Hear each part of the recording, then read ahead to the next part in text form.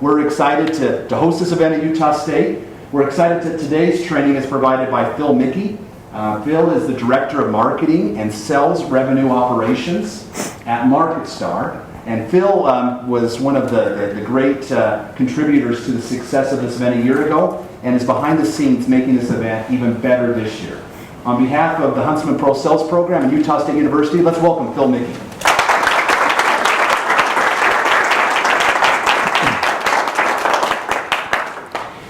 He looks awesome in his muscle shirt too. So, who was here last year? Anyone? A couple around? Okay.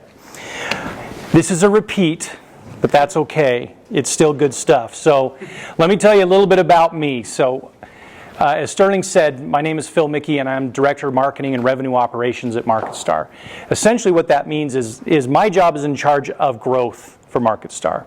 So, my role is to generate demand and help bring in new clients. I was on the team that helped land Pinterest, who will be is the key sponsor of this sales competition coming up, and many others as well. So in my current role, this is about creating the demand centers, understanding what companies want to go, what we want to go after, how we find out who the key stakeholders are within those organizations, and then going in and get them. I don't do the actual selling, but I build the strategy and the enablement and all the stuff behind the scenes to help our sales team succeed. It's a unique position because I stand firmly with one foot in marketing and firmly with one foot in sales. You will find that that's odd, but it's a trend that is starting to move into the forefront of those two things basically coming together. I've spent my career in marketing and public relations, corporate communications. I used to think very little of salespeople, just because they would take my great ideas and they would just completely botch it, or they wouldn't use it, or they would do it incorrectly or something like that. But as I've gone through my career, I've found that the closer marketing is to the sales cycle, and the closer that your salespeople are to having marketing help them, the more success you're going to have. So, because ultimately when we look at what it is that you guys are going to do, and what you're doing as a salesperson and as a marketer is you're a storyteller, right? Fundamentally, what is it that you do? Let me tell you a story and why it's going to be amazing to you. And that's what we do. What I'm going to talk about today is the proposal, and that's kind of the storybook, really, if you want to look at it that way, of sales. You at some point are going to have to build a proposal to convince a prospect why it is that they want to do business with you. Has anybody engaged in anything like this in a profession where you had to really just sit down and say, okay, this is what we can do, and here's why you want to pick us? Anybody who's engaged in this in a live setting? How was it? It's hard. Was it fun? Yeah, it's really, really fun. It's really, really hard. Why is it hard? I think it's fun because you're able to really better understand not just your products and services, but also to get to understand the needs of the buyer. And it's a really fun coming together when you see the light bulbs click that it's going to work. What's hard is even if the light bulb is so clear in your head, getting their light bulb to turn on it takes an awful lot of both persuasion, grit, and just like consulting. Yeah, very good. It is hard. But if you follow a few certain techniques, you can get there easier, I guess. It's never easy. I mean, we've had proposals that were easy, because everything was teed up and ready to go. But you've always got to put your best foot forward. And you've also got to learn that in a proposal, you've got to make it about them. I've always said a proposal, it's not a selfie. Look what I can do, click. It's not about that. You got to turn the camera around and say, this is you. This is your prospect, and this is what they're going to do. But we're storytellers. We sit down and we tell them about everything. And really, we're trying to tell stories in a different setting. Hopefully you'll get to sell to cool long hair guy. Sorry if there's long hair guys out there in the audience. But this is what it is. I mean, business is, we can talk about technology, and we can talk about big data and artificial intelligence driving business decisions and all this type of thing. But really, when it comes down to it, it's going to be you and this person shaking hands and saying, yes, let's do business together. See, one. Win, we got it. Ring the bell, somebody. So it really is, there is a human factor. This is what I love about this program, is it does talk about the human factor of sales and the human factor of how we do this. And so now let me, let's kind of put some things in here to help you guys with that. So you're probably wondering why me, why us, why MarketStar. So this is since 2016. I went through and I pulled some pipeline stats. So we've ran 532 proposals. I pulled these yesterday. So 532 proposals we've run. That equals about $225 million in business. That's what we've pitched since January of 16. We closed 225 of them for $95.5 million in revenue, net new revenue, and that's a 42.3% close rate. Industry average is right around 37. This is an enterprise level average cost of sale. $500,000 deal. Spanning a sales cycle of about 6 to 9 months. So industry average about 37%. We close business at MarketStar, and we have our hands on a lot of proposals. Pinterest and Dropbox and AdRoll, Pandora, some of the brands that we represent. These are great organizations that I helped to build the proposal. So this is really just to kind of give you guys an idea of, we feel we've kind of figured it out. We still lose. See, it's kind of like baseball. But if I had a 420 batting average, baseball fans, how would I be doing? It's pretty good, right? Not bad. So we close business at MarketStar, and it does come down to great proposals. So I want to roll into some things here, and really we're going to talk about the science and the art of building this ideal proposal. Because there is scientific things that you need to do. You have to follow the rules. You have to build elements, and you have to put those elements together and build it so you can build this case. So we'll cover that first, then we'll kind of come to the art side of it. That's really when you're going to put your finishing touches on it, when you start to add a little personality, and do some fun things. So, but when you put it together, it equals magic, which in business world means money, right? So that's why it's green. So as we go through this, let's make this interactive. If you have a question, don't save it. Just toss it out, okay? I kind of like the interaction, and I'll pick on some people here and there. So. But let's jump in. So, any questions about us, MarketStar, or what we do, or anything like that? Sterling, we doing okay? Camera people, hi. How you doing? Good to see you. Excellent. Okay. Before we get into the art, you got to organize yourself. Big proposals require a lot of work, and it requires something you got to level set. You've got to get on the same page and get yourself a checklist together and really go through some things. So these are key. These are things you cannot miss. Okay, that's why I put them here. Number one, what are the key deadlines of the proposal? And it's not just when it's due. Sometimes they say you have to tell us by this day you intend to bid on it. Okay, there's deadline number one. Second is we need questions submitted by this date. There's deadline number two. And then here's when it's due, all those sorts of things. Don't miss your due dates. That's we set up metrics, success metrics with our teams. One of them is not on-time delivery. On-time delivery is kind of a non-negotiable. We hit deadlines, period. There's no questions. So, put that in your brain. Always hit your deadlines. Second one, what is the scope of the work? And do we want to pitch this? We, yesterday, decided to bow out of a significant RFP worth upwards of 8 figures. And we spent 2 weeks digging into it. And we said, yes, we're going to bid on this. And we started going deeper and deeper and deeper and deeper and deeper into it. And we finally stepped back and went, this isn't going to work for us. Even though that number was a pretty big number, we had to kind of look into ourselves and say, this is not going to work. We probably would have built a great presentation and probably would have won it, but it was what's going to happen after. How can we execute on this? So you got to figure out what is the scope and do you want to pitch it? Because you can't go after everything. You got to stay within your lanes. Third one, what questions are they asking? Which do we have? Which do we need? So you will look into these proposals and you'll see they are asking us to answer this, this, this, and this. But that's usually not the whole story. So dig a little deeper. Find out what do we need to know from them, and then figure out how to ask those questions. So really dig in and ask those questions. Who is they in this scenario? They is the client, sorry. Yeah, the prospect will always say, we need this. And then you got to figure out, do I have enough information? So are there questions I can ask the prospect? So you can, get a better proposal. Thank you for that.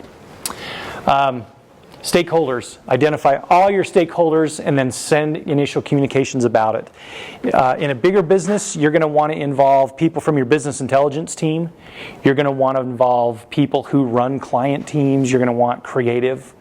You're going to want a lot of different entities involved in this proposal. Make sure they are on board. They are aware. They know the due dates. They want to ask questions, all that. So get them involved. Get them there early. Set a meeting to discuss with everybody. Got to have an all hands. You start digging through. Again, we wish we would have done a little better job of this, not 2 weeks in of churning on a proposal that was a pretty big one, but we were enamored by dollar signs and kept going. But we did have those meetings. We actually had a lot of these because it was a big one. And then last, read thoroughly and begin your solution building. So just make sure you understand it. If you go through all these things, you're ready to go. You're ready to start building. So, any questions on our pre-flight checklist? If not, then we'll start building here. Okay, excellent. So, science. It's about pulling elements together, building something new, building something bigger. So that's what we're going to talk about. And I've broken it down. Basically, there's 8 key elements. And these are, again, time-tested. We've done so many of these that we've gotten to the point where it is formulaic, but it works. Again, we'll talk about the artistic touches here. So let's go into the first one. Opening statement. What do you think is included in an opening statement of your proposal? Any thoughts? Gratitude. Gratitude. Thank you so much for the opportunity. That's number one. Include a sincere thank you. You want them to know that you're grateful to be there. Their strength and humility. Gosh, thanks, guys. This is awesome. We are excited to be doing business with blank. Bone Industries, whatever we're gonna call it. Okay. Anything else? Yes, ma'am. Talk about what you want throughout the conversation, like what's the schedule and goal. Yes, and that's actually one of the key things is to say, this is what we intend to do for you. So let me thank you for that. So let me go through my list, and you guys, and we'll keep going here. So include a thank you, an enthusiastic sentence regarding your interest. We're excited to be here. We understand you. This is what we interpret this proposal to be about. That's the other thing that's very key, is to say, we heard you and we're prepared to offer this. So make this opening statement very clear, very concise, and fully formed. This is cool, but it may not be our fit, but here's our best shot. Don't ever do that. Go in full bore, like this proposal is the most amazing thing you've ever read in your entire life. Even if it's just one tiny little piece of business that you're like, yeah, we'll go after it. But always treat them like, treat that prospect like they're front and center. So always lead with that opening statement about how happy you are to be here. So, questions? Thoughts? No? Okay. Testimonial and case studies.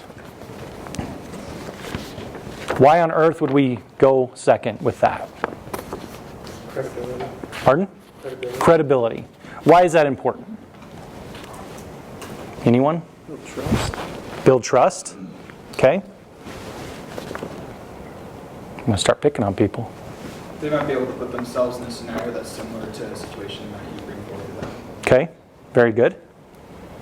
Yes, sir. I feel like before you start getting into like more informational and like nitty-gritty stuff, you don't want them to have any like misconceptions of you. So you want to be able to establish that you're a credible company, so that when you go in with all the information, they're already like more open-minded about it. Right. Not turned off. When I started, that's why I put this in. That's my little, it's an example of how that works. But yeah, look, these guys know what they're doing, and that's good. So let me go through a few of these. So it's a combination of things that prove you can do what you claim to be proposing and what you will do and what you have done. So it does set that immediately. Some things that are really effective with this is a quote from an existing client. If you can throw some sort of testimonial in there, we live in a 5-star on Amazon world where we look to see the reviews. If you can throw in a client testimonial of the business that you're now current bidding on or something similar to it, that's gold. It's huge. It's very nice to have that in there. Make sure your case studies fit with the scope of the work. If you're bidding on direct sells and you're throwing out case studies that talk about a retail motion, that's worse than not putting anything in there. So you want to do that.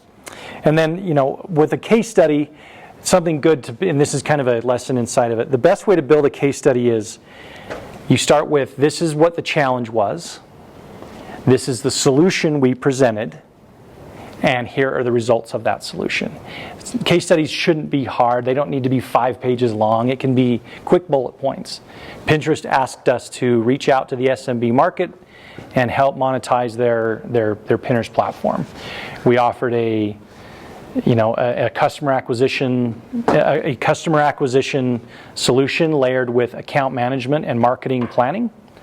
Also with a little bit of customer success, and we've led to this much revenue generated over a 2-year period that far exceeded revenue expectations, including hitting 218% of quota, or whatever it is this last term. Very simple, they're like, wow, that's it, that's amazing. Then if you can follow that up with a quote from your Pinterest client, that's awesome, it's gold.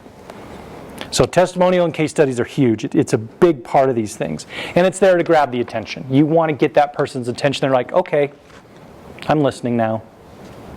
You caught my attention. So, next one, the scope of work. This one is pretty simple.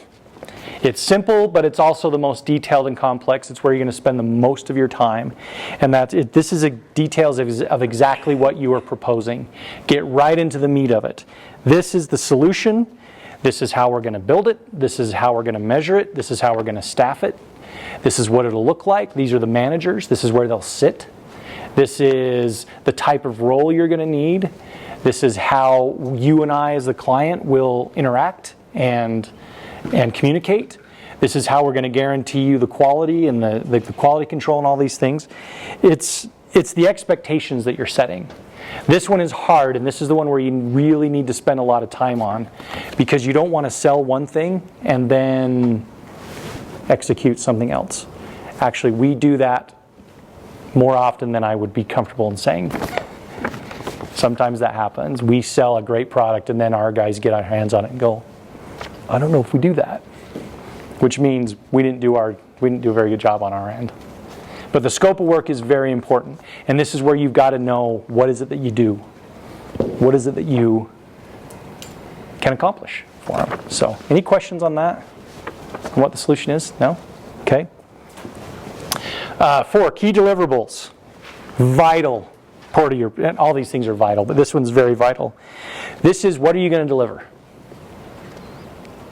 What do you think you want to put in your proposal?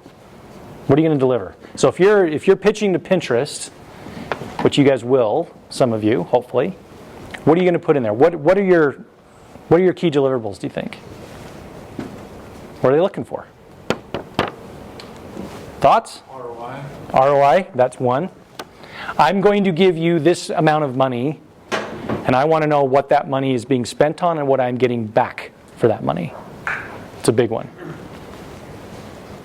So let me ask you a question. I'm going to answer your question with another question. Is the deliverables, from a marketing standpoint, visuals? I mean, like if they were asking, Is it the ROI or is it the actual physical? Well, I don't know. What are they asking? What are they asking you for? It depends. So that's a great question. So if I'm engaged in a pitch for creative, am I going to pitch you ROI? Probably. But what am I really going to pitch you? Look at how amazing our team is and look at the creative ideas we can bring to you. It kind of depends on what they're looking for. So that's a great question, and it depends. That's why you got to read into that. What is it that they're looking for? And they don't always say that. Sometimes you're going to get, this is what we want. Okay, do you want to give us any more than that? No, they probably won't. And so you kind of have to come up with some things. But yes, you need to figure out what it is they're looking. If it's if they're looking for marketing needs, it might be the output, the key deliverables are your creative ideas, and this is how we would do this. This is how we would launch it. This is how we would make it. But if it's a sales proposal, it's going to be, you're going to spend this much money with us. This is the revenue we intend to raise for you. So it kind of depends. So in the case of Pinterest, would we say, under this section, would we say the deliverables would be your ad will appear this many times, or is that not in this section? Well, who are you giving the proposal to? If we're trying to bring a new client on board to Pinterest, if that's, To Pinterest, yes. So if Pinterest is in the process of, like last year when we were pitching Yeah. to Warby Parker, Right. we were pitching to them, this is what we can do. This is what we can do for you. And it was, these are the type of ads we're going to produce. This is how we're going to place them. And this is the level of interaction and return you're going to get on those ads. So it includes the creative placement and the... Yes, Pinterest is fun because it's really both. Sometimes, like when we do things for like Dropbox, it was just like, we need accounts. Okay, well that's easy. We're going to do this and we're going to build this much revenue. With this one, it's a little. We're going to help you build the appropriate creative to help you get to here. Both of those elements would be at this point. Both of those elements are here, and it all comes back to understanding that proposal and what they're asking for. Because people miss on this. We've missed on it before. We're like, well, crap, we didn't. We just came in thinking we were just going to sell Pete for you. We didn't realize that you wanted media planners. We didn't realize you wanted production. Oh yeah, that was in there. No, it wasn't. And we asked the question, and you said no, focus on sales. And then we go in and we completely botch it. That's a them problem, not an us problem. But unfortunately, we don't benefit from that, right? Happens. But good question. Be very thorough in trying to understand what are they trying to accomplish. So thank you for that. Anything else? Keep going here. All right. Number 5, the investment. Notice how I don't put in there the cost. This is how much it's going to cost. I mean, this is what it is, But this is how you're addressing the pricing details of the solution that you're offering. This is where, and you're going to find. So we send proposals out through a system called ClearSlide. Anybody familiar with ClearSlide? ClearSlide is you put a PowerPoint presentation on ClearSlide and then you send it to your prospect. They click on the link and it opens up a browser the PowerPoint presentation. And then from that I can watch when they click and how long they spend on each slide. So usually, you'll put together this awesome 45 slide deck with all this beautiful creative and all these amazing sales process flows. They go straight to the pricing slide and spend 45 minutes on it. Just sort of how it is. But it's important, but we call it an investment section. This goes to ROI. You are investing this and we are offering a return on this. Investment basically is me saying, I'm going to give you something for value in return. If you have a slide in there that says cost, it's not like I'm walking into Dick's Sporting Goods and, I want that kayak. Okay, well, that's what it's going to cost you. It's a little different in a business setting. So we do try to show, to stay away from price, stay away from cost, and just get in there and talk about the value. And we'd really try to do that because there's always numbers. It's going to be this much. But try to make it, to show that ROI up front. Some other things. We itemize our proposals based on our own philosophy. So we say, look, this is how we're going to charge you, but that's all going to kind of depend on the way you guys do it. But this one's tricky. This is really tricky. And trust me, this is where you're going to spend most of your time, is on this slide. You're going to spend hours and hours and hours building your content, and they're going to look at one number in one box of one cell of one spreadsheet, and that could make or break your proposal. Just a reality. But you try to build the rest of the case around it to where price isn't an issue. If you can get to that, that's a big deal. We've had clients where they've just kind of shrugged their shoulders and said, if you can do what you say, it doesn't really matter to me what the bill rate's going to be. And we've done that. I think Pinterest actually is a pretty good example of that. So, yes, sir. Are you guys pretty aware of your competitors, like pricing and stuff like that? We are. In our own industry, we know that we're usually around 20% north of our competitors. And the people who reach out to us for bids know that as well. They know that MarketStar isn't the cheapest option, and we never claim that either. We try not to pretend. We try not to string them along. That's usually one of the things I've heard our salespeople kind of go in that in that first proposal, say, we are not the cheapest option, but we will give you better results. Less is more, and all this. People say, we all say, we give you more for more. You're going to spend more money with us, but you're going to completely blow it out of the water. And we've gone head to head with. I know our ad roll business. We went head to head with a pretty large competitor, Teletech. We had basically, it was the same team. They just cut it in half. They gave half to Ravana or Teletech and half to us. Their billing was about 35% less than ours. We thought, well, we're screwed. That's too much. And we killed them. We blew it completely out of the water. Now AdRoll is one of our largest clients.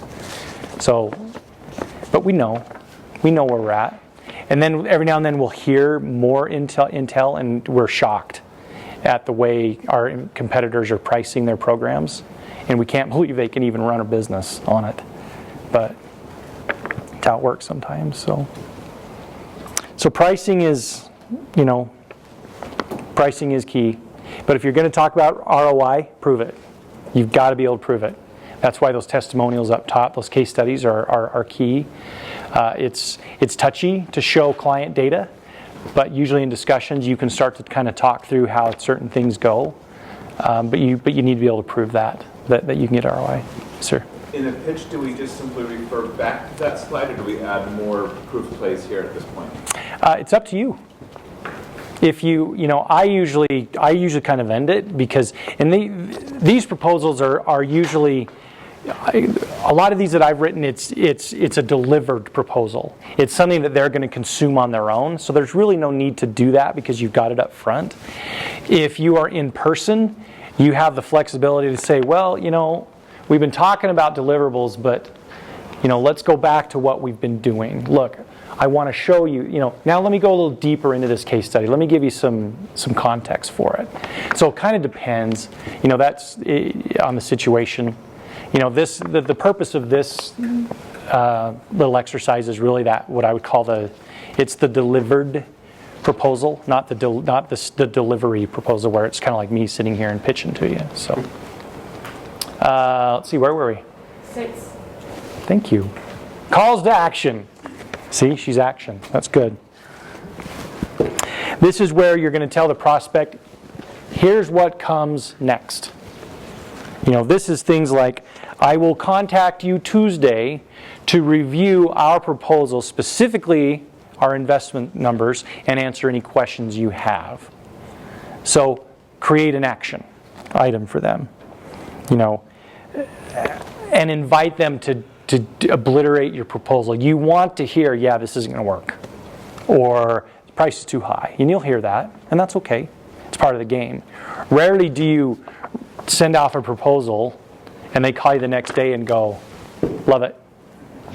Here's the SOW. And here's the first check. Rarely does that happen. When I say rarely, I actually mean never. So, but give them a call to action, and get a little deeper. Restate the deadlines, restate the timelines that you've outlined in your, in order to launch, we need to begin on this date. Based on your time frame, we look forward to a decision on this date. Reiterate everything to them, and again, it's an opportunity for you to kind of replay what they've asked. Yes, Sterling. Throughout the acronym SOW. Oh, SOW. Anybody want to take a statement of work? Sorry, we speak in, we have NDAs and MSAs and SOWs. Non-disclosure agreement. Come on, we all should know what that means, just by reading the news. MSA, Master Services Agreement. That's, we will do business with you on these conditions, and then statement of work is a smaller piece of business. So you'll start to learn. You have to throw some of those out there, Adam. So, but anyway, calls to action. Just tell them, hey, we're looking forward to this. You're going to hear from us at this point. We expect this in return. And, it's, honor them. Honor their timelines and ask them to honor yours. This is your first point. This is your first point in the proposal to say, as partners, we will be doing these things together. So, that's when I get presumptive and say, hey, we're ready to roll. Let's get the IT teams together on this date. Let's get, this going. I mean, we can do all sorts of things, but make sure there's a call to action in there. Don't just end it on, cool, call me. That's not really an action. Really, get into it. So, any questions on that? The close. This one's pretty, it may seem, this one will probably be pretty obvious, but you'd be shocked at how there's no close. You've got to tie it up in a bow. You've got, what is that closing statement? Reinforce the results of your solution. Reinforce what this partnership means to them. Reinforce your big idea and your big vision for them. We can take you here, and we will. Be bold. Talk about that big idea. Really close it. And honestly, showing a little enthusiasm and a little confidence in what you're doing, that never hurts. Never hurts. So always close it up. Tightly close it up. And that's where you kind of end, right? The last piece is supplemental info. Now, oftentimes we can get into these things, especially when you get into the scope of work. You can throw so much into that you're going to get to the point where by the time you've told them you could do the work and the time you tell them how much it's going to cost is miles and miles and miles of words and sentences and pages and things like that. Get in your scope, just go right, get to the essence detail, put everything at the end. If you want to start talking about things like how we hire, how we train, or technical specs of what you're selling, all that stuff, oftentimes ask yourself, is this pertinent to the solution? It is in the long run, but honestly, it doesn't need to be in the proposal. Push it down to the back. The supplemental info, I've always said, look, let's make the first few pages of our proposal solid 20, maybe. That's kind of a good rule I look at. Solid 20 pages. If I want to put 120 in the supplemental info, that's fine. That's just stuff that you're going to put there. It does reinforce your solution, but you don't bore them to tears either. Death by PowerPoint is horrible. And think about someone also that look at it this way in your mind. If they're looking at my proposal, how many others have they looked at that day that they're due? Have yours be, oh, this is nice. I can relax with this one. Crack open a tab or something, I don't know. So supplemental info, push everything down. And that basically becomes the guts, the scientific, the elements of your proposal. You follow these, you're going to cover every ground, every piece of ground, and you're going to, I think you'll come out very thorough. So, any questions on that? Yes, sir. Go ahead. You kind of go through the order in which they present it. Like, as far as preparing these, what's the process like of like where do you start? Because I feel like you could just, there's so much going on. There is, and honestly, it goes back to this, and that's why, I put this at the beginning, but you constantly kind of need to refer back. What is the scope of the work? What is it they're asking? You've got to keep your mind on that, and that's where this meeting to discuss the opportunity with the stakeholders comes into play. For us, we have what we call a solution architect, who is kind of what I would, maybe your project manager on this. The project manager sits down, and usually it's in tandem with our sales rep. They'll sit down together and they'll build out a plan. They'll go through this whole thing, but then say, okay, based on what they're asking, we're going to need this, we're going to need this, we're going to need this, we're going to need all these things. And then when you get together, you talk about it. You've got a project manager, and again, it's usually the sales rep. It's their deal, right? It's their deal.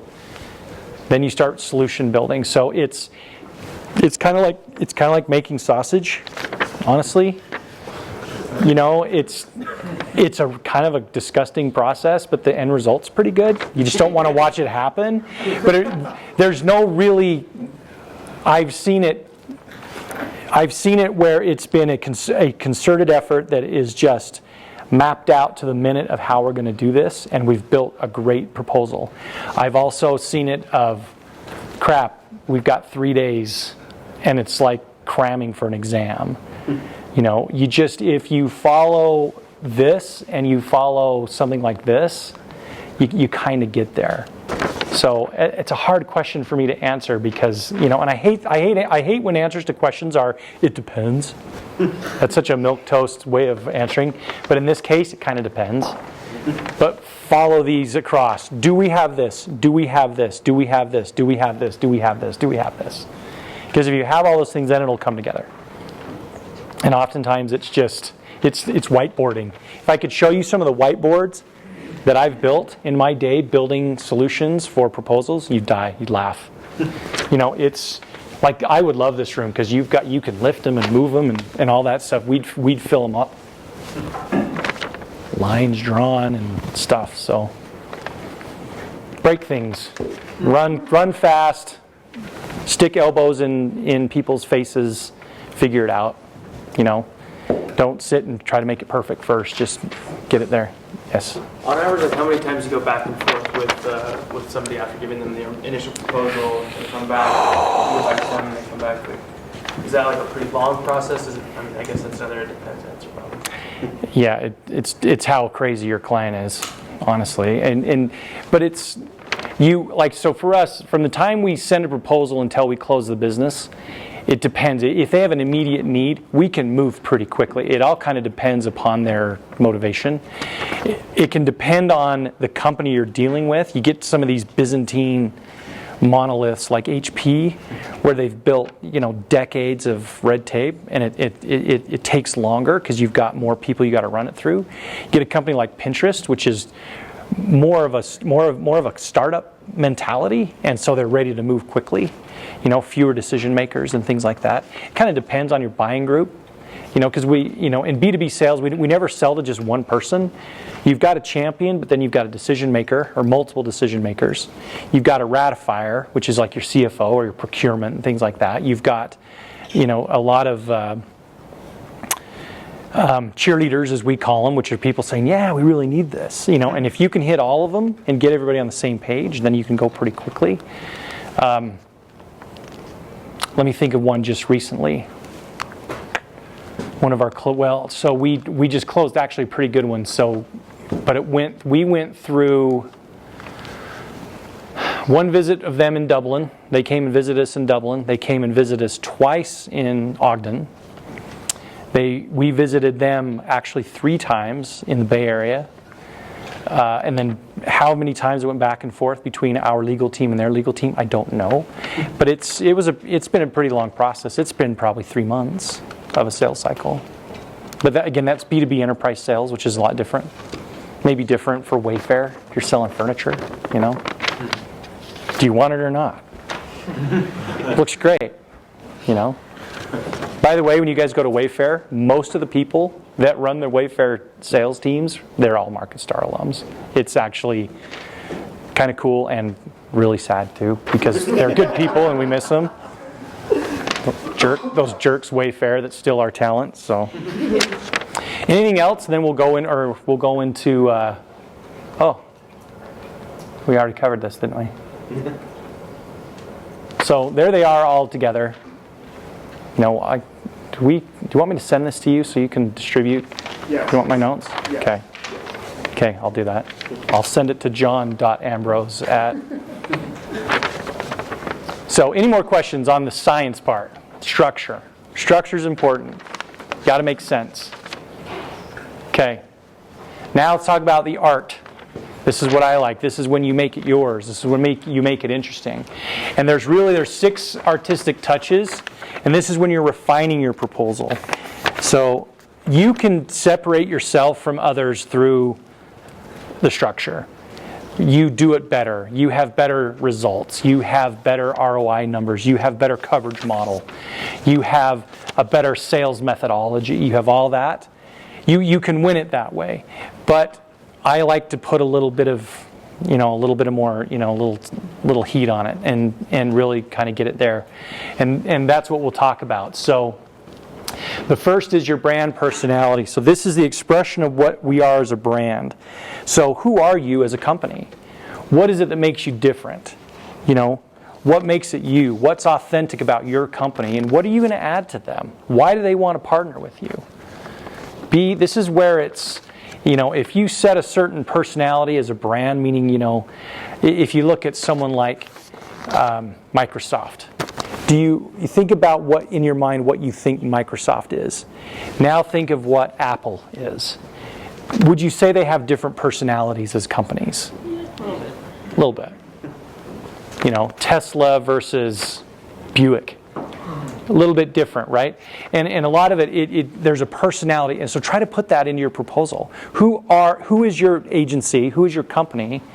And how can you make what you're pitching to them really be you? You don't want to pitch not you, right? So put your personality into it. And that goes to the next thing, which is your imagery. What do you look like? What's your style? Apple's style is, whenever I think of Apple, I think of the old iPod commercials, the silhouettes and the color and those things. A really different, brand imagery. With Microsoft, it's what? No, you don't need to answer that. It's rhetorical, but you see there's different things, right? There's different imagery. It's like looking at outdoor companies. Outdoor companies have a personality to them, like Yeti. Yeti, you see this imagery that just triggers them. So in your proposal, use that personality in your visuals. What is that imagery? Your illustrations, your backgrounds, the way you present. If you want to use Comic Sans font, great, cool. If that's who you are, right? But use that imagery. The next one is your copywriting voice. So this is everything. This is the copy you use on your website, your proposal, your social. Your everything that you're doing. If you've got a certain way of communicating with your audience, why would you not communicate that way with your potential partners? Be you. A proposal that looks like it came from, stereo instructions, but then you go on your website and it's just like, yeah, this is a rockin' company. That there's a weird disconnect there. It's okay. It's okay to bring all of that in that personality into your proposal, and I recommend it. It shows you, or it shows your prospect who you are. That's why I've lumped these together. Your personality, your imagery, and your voice. That's who you are, and so make it so. When you guys are doing this in the Pinterest contest, same thing. If you guys have an identity as your teams, let that shine through. They want to see that. Number 4, use correct grammar and spelling. Holy cow. business communicators, salespeople in particular, will you please double check? Don't just run it through spell check. Double check it. I've corrected emails before that I was just mortified. And I say this because I'm a writer. My past is in PR communications, journalism. I worked for the Olympic News Service years ago for the Salt Lake 2002 games. As Olympic news editor, we edited around 6,000 news stories during the course of the Olympic Games. So I'm kind of a Nazi. My favorite thing in the world is to find copy editing mistakes in ads. I love that. It's my favorite thing. My favorite thing. But when I see it in business emails or things that come out from my team, I want to cry. So a great proposal has got to be well written and free of typos. Do not put a typo in your proposal. I toss them aside. I really do. And I know that's kind of unfair. And that's really kind of horrible for me to do. And I don't really do that, but it sets them back. So do that. Number 5, review the proposal. So you're going to check for mistakes. Check for inconsistencies. Don't say your ROI is going to be this on page 9 and then the ROI is going to be something completely different on page 30. Make sure everything's syncing. If I put something in the appendix about my training, make sure that it jives with what I've put up front. So, find those inconsistencies. Relevance. And what I mean by relevance is we don't really need that. Take it out. It doesn't mean anything. And then always reread your proposal as if you were the prospect. So that's number 5, is review the proposal. Number 6 is just as important, and that's re-review the proposal.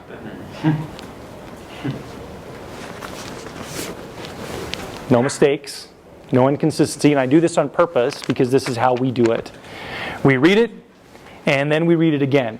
But then we have somebody else read it, and I will, especially if you're close to the proposal, you're going to get to the point where everything just kind of starts to melt into one big blob that starts talking to you and asking you if you want a treat and things like that. Have someone else reread the proposal as if they are the prospect. Go through. We've had our butts saved before with that. So that's rule. It's kind of like Fight Club. First rule of Fight Club: don't talk about Fight Club. What's the second rule of Fight Club? Don't talk about Fight Club. So 5th, review the proposal. 6th, review the proposal. Always review it. I put that in art. It probably should be in the structure, but really there is an art to editing. Some people can, some people can't do it. So find your editors in your company and go for it. So there's your 6 things. Hey, do we have sound on this, by the way? I think we do, don't we? Because I've got a video show. So these are the things, just, again, good reminders. Good things to follow. So any questions on any of these? On what you can, what you can't do? No? Okay. Now, this is a great question. Does size matter? What do you think in a proposal? No. No? Okay. Why? Well, oftentimes the most powerful document is the most concise. True. Very true. Anyone else want to add on to that?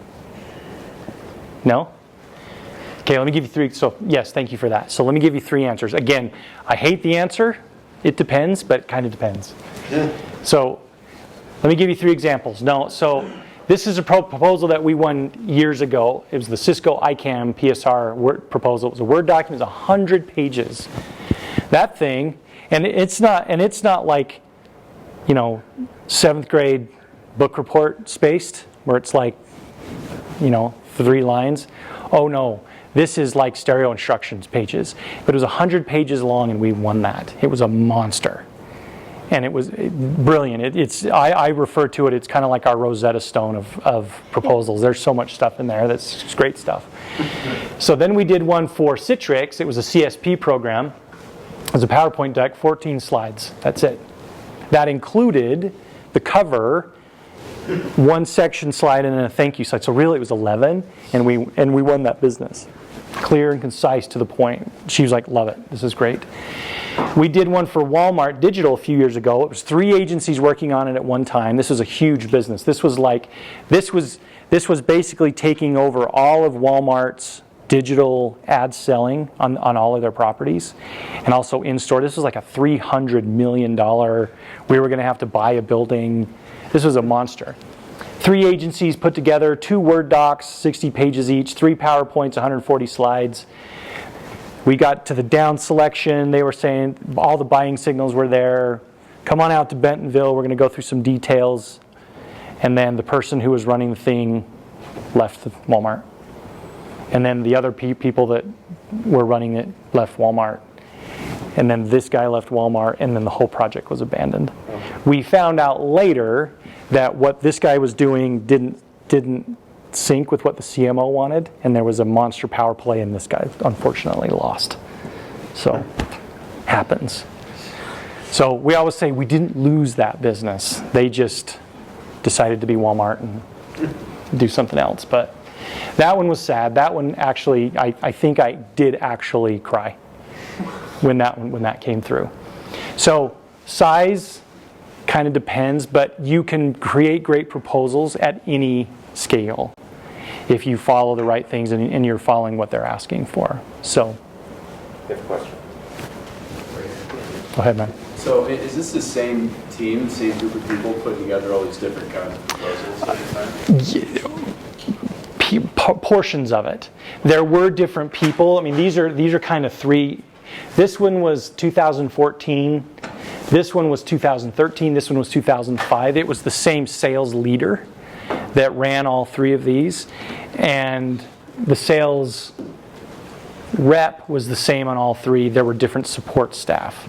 So I wasn't involved with this one, and I always used to say, well, if it would have been me, we wouldn't have needed 100 pages, and whatever. But these two were me, but that one wasn't me, but it was the same sales leader.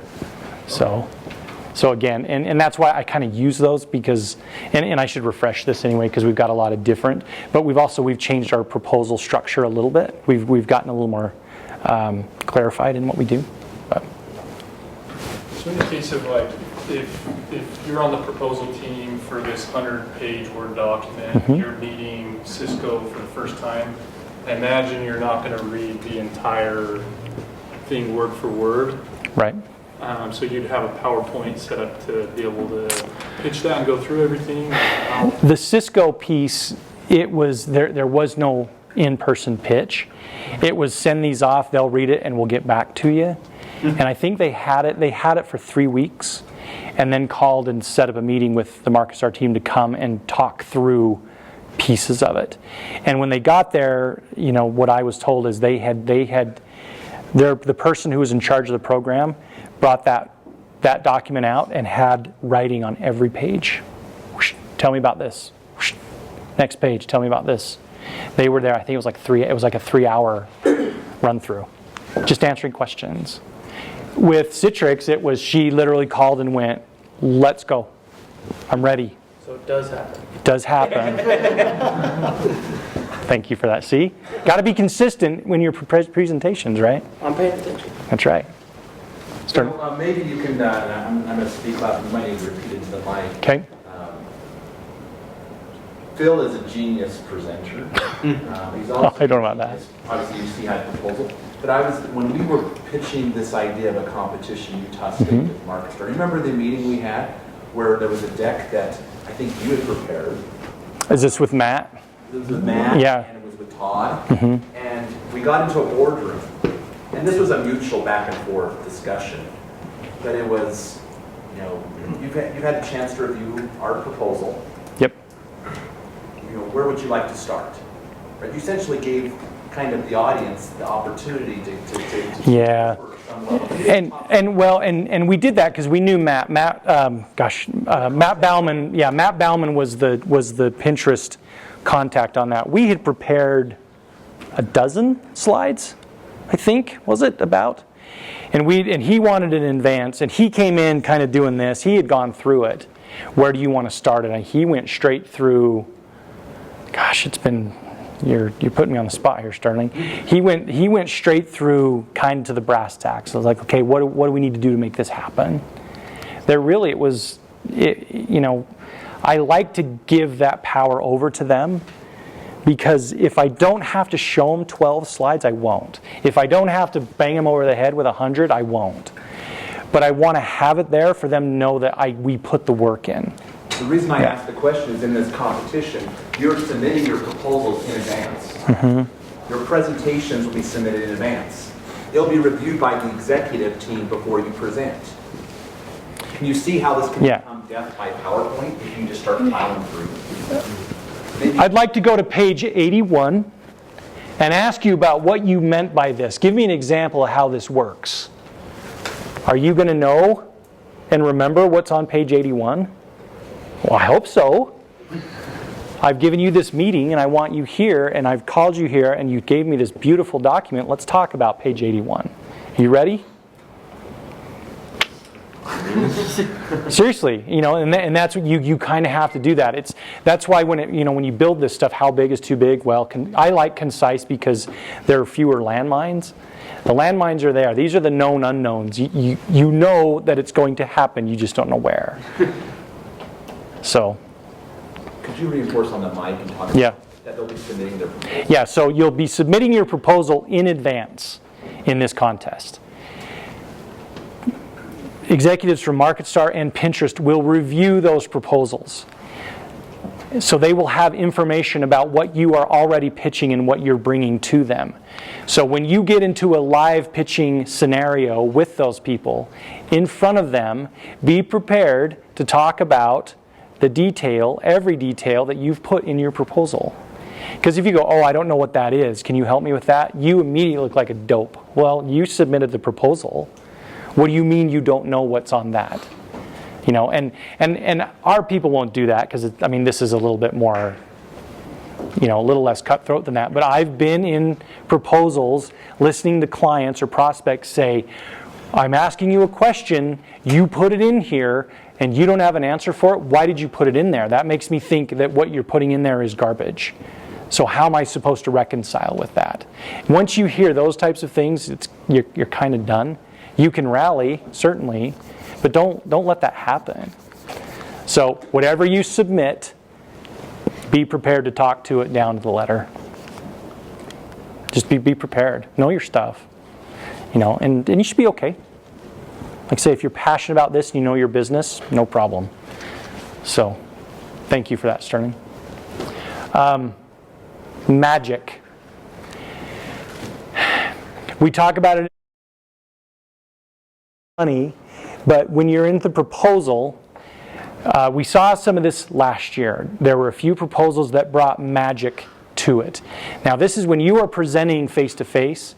There are ways to bring in a little bit different twist to this. You can have all the elements in place. You can have, the artistic touches. Everything's been reviewed and reviewed again and all that stuff.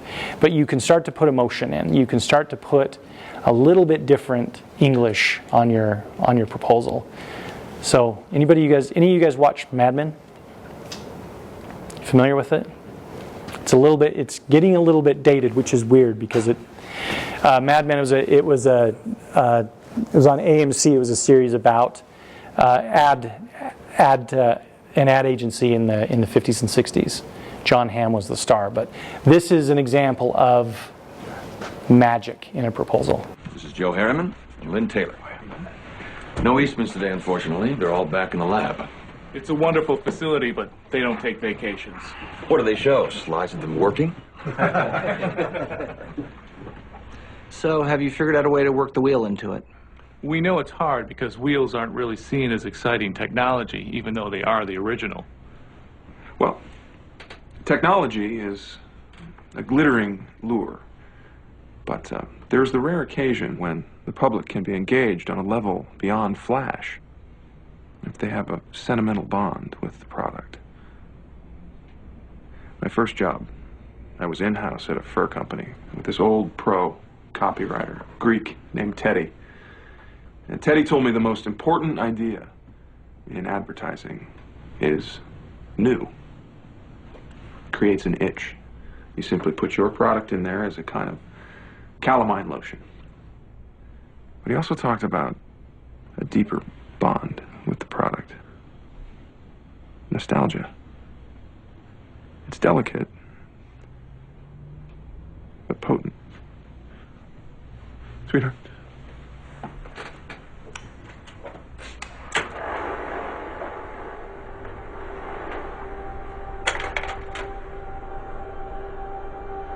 Teddy told me that in Greek, nostalgia literally means the pain from an old wound.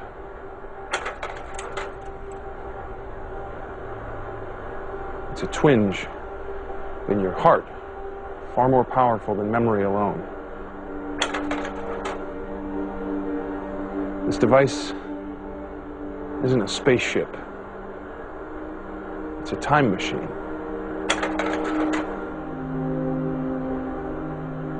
It goes backwards and forwards.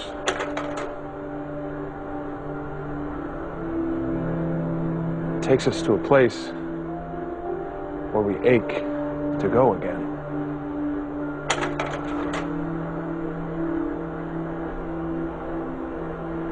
It's not called the wheel. It's called the carousel.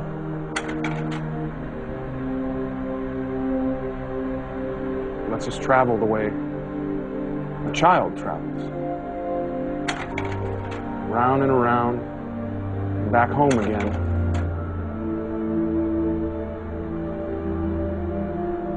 To a place where we know we are loved.